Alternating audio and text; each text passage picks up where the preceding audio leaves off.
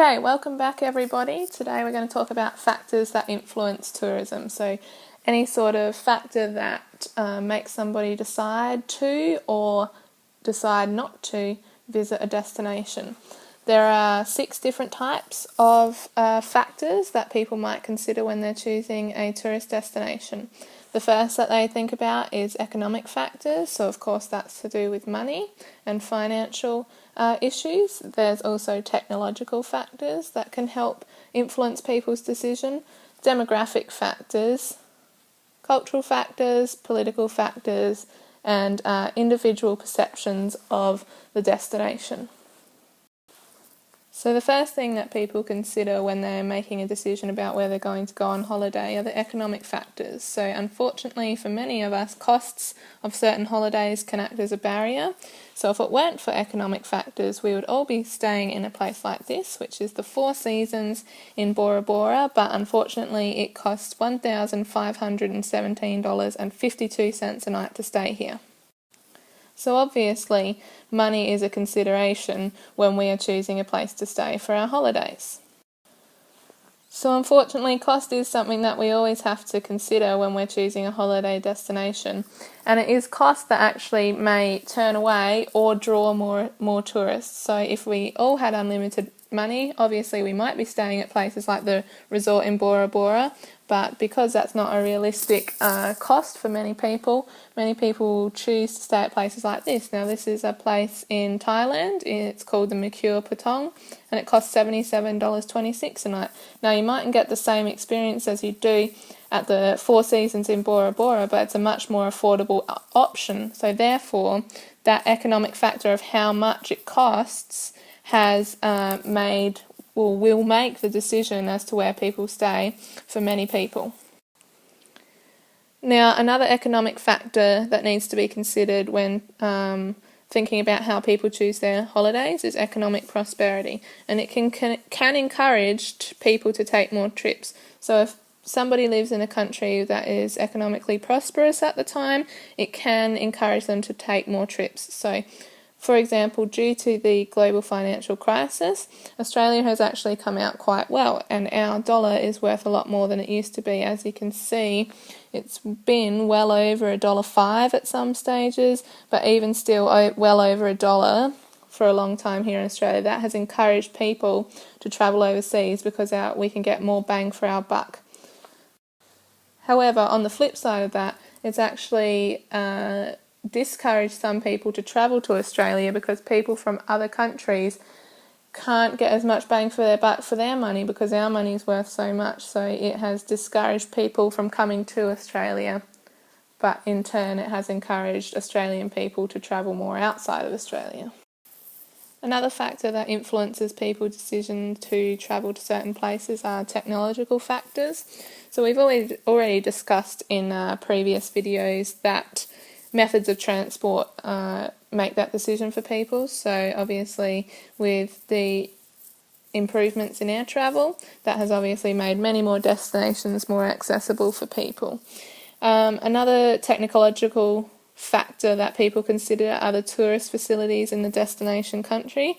So what we have here is a map of a small section of London, and you can see the black squares tourist attractions, and you can see although this is a very small part of London, there's many tourist attractions packed into a small place, and there are also many public transport options. So this means that London is considered to be a good city to visit because there's so many tourist attractions and the public transport system is so good.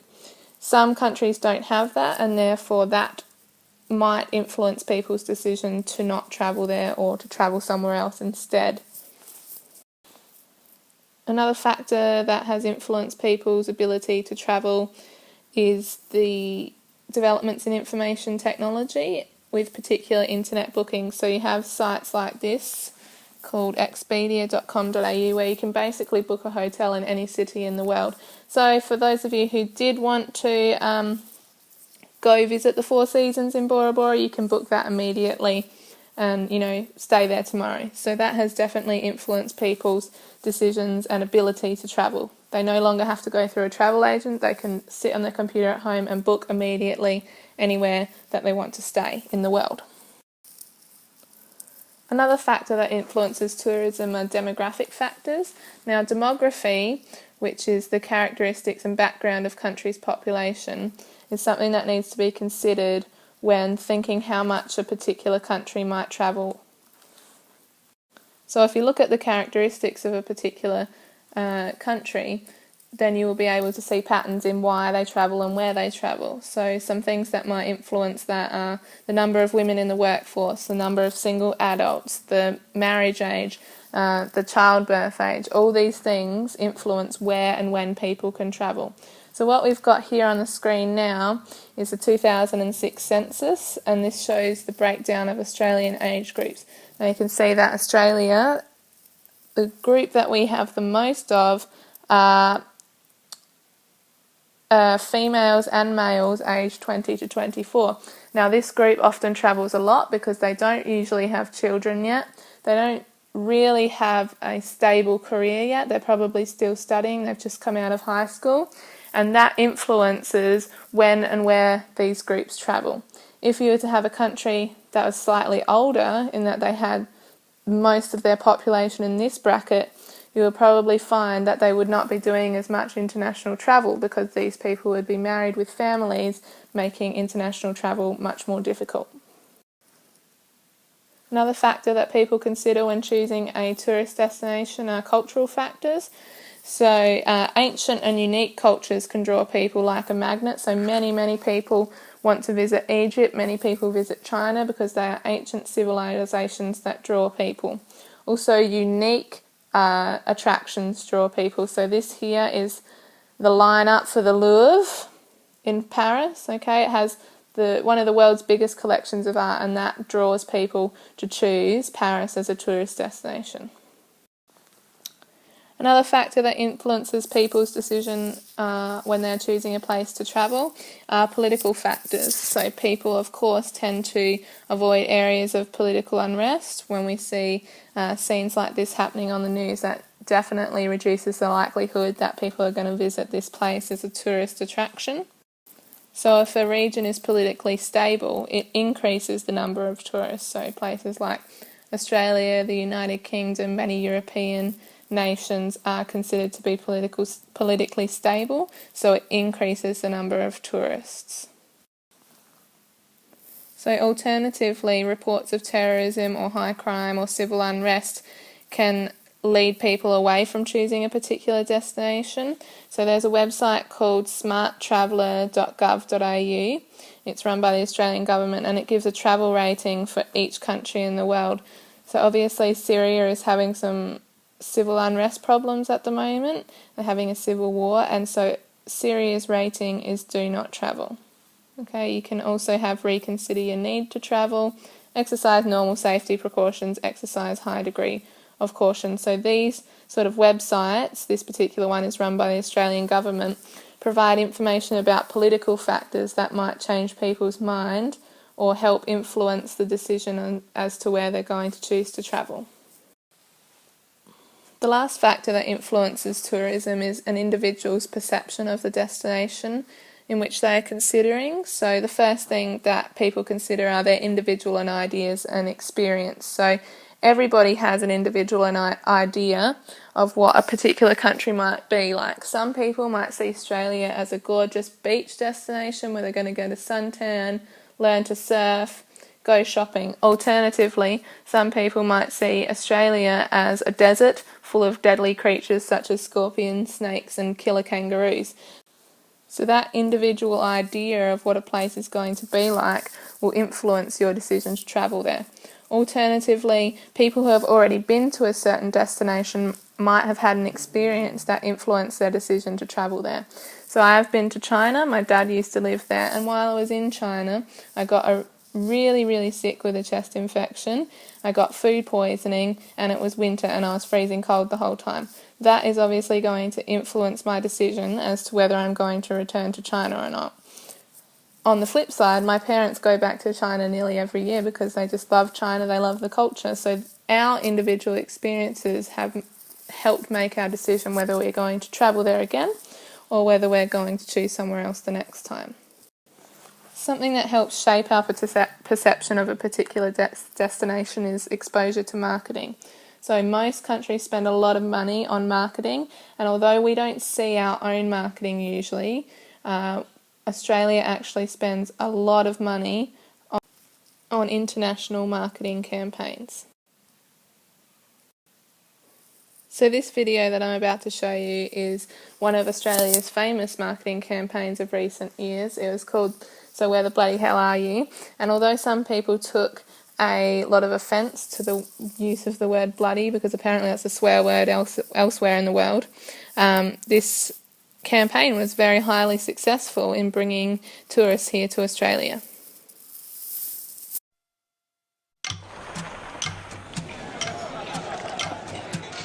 We've bought you a beer. And we've had the Camel shampooed. We've saved you a spot on the beach. And we've got the sharks out of the pool.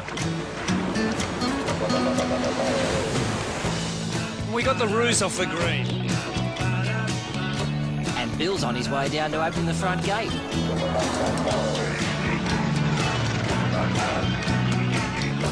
Your taxi's waiting. And dinner's about to be served. We've turned on the lights. And we've been rehearsing for over 40,000 years. So where the bloody hell are you?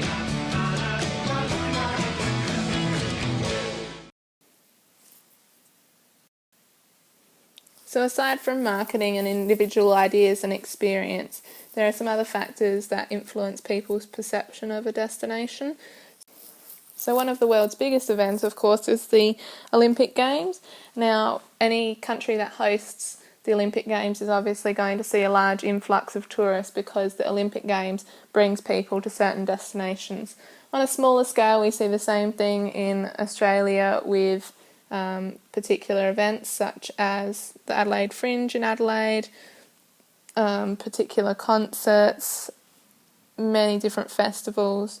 Okay, so there are events that influence people's decision to travel to a destination. The last thing that influences an individual's perception of a destination are media reports. So we often see in the news many media reports about something going on in a particular destination, and that might influence our decision to travel there. So for example, we see many news reports about outbreaks of particular disease. We've had bird flu, swine flu, and that influences people's decision as to where they're going to travel. We also see articles about tourist success stories. So perhaps a destination is opening a new tourist attraction, the locals have been rated the friendliest people in the world, and those sort of positive news stories influence people's decision as well. You also see sort of articles like this. This is an article on saying how Mount Everest has become the highest, angriest traffic jam in the world, and basically it said there's too many people there and it's not worth going there because people are just paying lots of money and they're not experienced climbers, and it's just becoming too crowded and ruining the experience for other people. That might actually influence someone's decision to travel to Mount Everest or not. So I hope you've learned a little bit about what influences people's decision to travel to a certain place. I hope that you can use that information to understand why particular destinations make decisions in regards to tourist attractions, media reports, and advertising to draw people in and influence people on the factors that we've already mentioned, and hopefully influence them to travel to a particular destination.